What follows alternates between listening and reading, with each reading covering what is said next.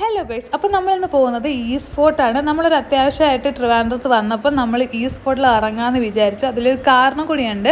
ഞാൻ കോയമ്പത്തൂർ ഉണ്ടായിരുന്ന സമയത്ത് എൻ്റെ സിസ്റ്റർ ഡെയിലി എന്നെ വിളിച്ചിട്ട് ഈസ്റ്റ് ഫോർട്ടിൽ ഇതുണ്ട് അതുണ്ട് എന്നൊക്കെ പറഞ്ഞ് എന്നെ കൊതിപ്പിക്കുകയായിരുന്നു. അപ്പോൾ പണ്ടേ ഈ ജ്വല്ലറി, കമ്മൽ, മാലയൊക്കെ നമ്മുടെ വീക്ക്നെസ് ആണല്ലോ. അപ്പോൾ ഞാൻ വിചാരിച്ചു ഇനി നാട്ടിൽ പോകുമ്പോൾ എന്തായാലും ഇവിടെ പോകണമെന്ന്. അപ്പോൾ അങ്ങനെ ഞാനും സിസ്റ്റർ മാത്രമായിട്ട് ഈസ്റ്റ് ഫോർട്ടിൽ വന്നിട്ടുണ്ട്. അപ്പോൾ ആദ്യം എൻ്റെ കണ്ണ് പെട്ടത് ഈ കുപ്പിവള വിൽക്കുന്ന ഒരു ചേട്ടൻ്റെ കടയാണ് കേട്ടോ. ഇവിടെ ഒരുപാട് കളക്ഷൻസ് ഉണ്ട്, ഒരുപാട് കളറുണ്ട്. നമുക്ക് ഞാൻ ആകെ ബ്ലാങ്കായി പോയി എന്തെടുക്കണം എന്ന് എനിക്കറിയാതെ. പ്ലെയിൻ കളേഴ്സൊക്കെ ഓൾമോസ്റ്റ് എൻ്റെ കയ്യിലുണ്ട്. പിന്നെ എൻ്റെ കണ്ണ് പെട്ടത് ഈ ഒരു പ്രിൻറ്റഡ് ആയിട്ടുള്ള ബാംഗിൾസാണ്. അപ്പോൾ നമ്മുടെ സൈസിൽ അവൈലബിൾ ആയിട്ടുള്ള കളേഴ്സ് അയാൾ ഞങ്ങൾക്ക് കാണിച്ചു തന്നിട്ടുണ്ടായിരുന്നു. അപ്പോൾ ഇത്രയും കളേഴ്സാണ് അയാൾ ഞങ്ങൾക്ക് കാണിച്ചു തന്നത്. ഈ യെല്ലോ കളർ ഓൾറെഡി സിസ്റ്റർ വാങ്ങിയിട്ടുണ്ട്. പിന്നെ കണ്ടത് ഈ ഗ്രീൻ കളർ, അത് അവൾ എടുത്തു. പിന്നെ ഇതുപോലെ കുട്ടി കുട്ടി ഒരുപാട് കമ്മലിൻ്റെ ഷോപ്സ് ഉണ്ടായിരുന്നു. അപ്പോഴാണ് അവൾ എനിക്ക് ഒരു കമ്മൽ കാണിച്ചു തന്നത്.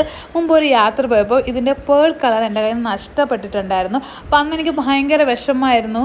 അത് കഴിഞ്ഞ് നമ്മൾ പോയത് പഴയ ഈസ്റ്റ് ഫോർട്ടിലെ പഴയ രാമചന്ദ്രയുടെ ഓപ്പോസിറ്റിലുള്ള മെയിൻ സ്പോട്ട് കമ്മൽ കട. ഇത് ഒട്ടുമിക്ക എല്ലാവർക്കും ട്രിവാൻഡ്രത്തുള്ളവർക്ക് അറിയാമായിരിക്കും, എല്ലാ ഗേൾസിനും അറിയാം. ഇത് രണ്ട് ബംഗാളികളുടെ കടയാണ് കേട്ടോ. ഇവിടെ ഇല്ലാത്ത കമ്മലുകളില്ല. എല്ലാം 100-150 രൂപയാണ്. പക്ഷെ അതിനുള്ള വേർത്ത് ഈ കമ്മലിന് എല്ലാത്തിലുണ്ട്.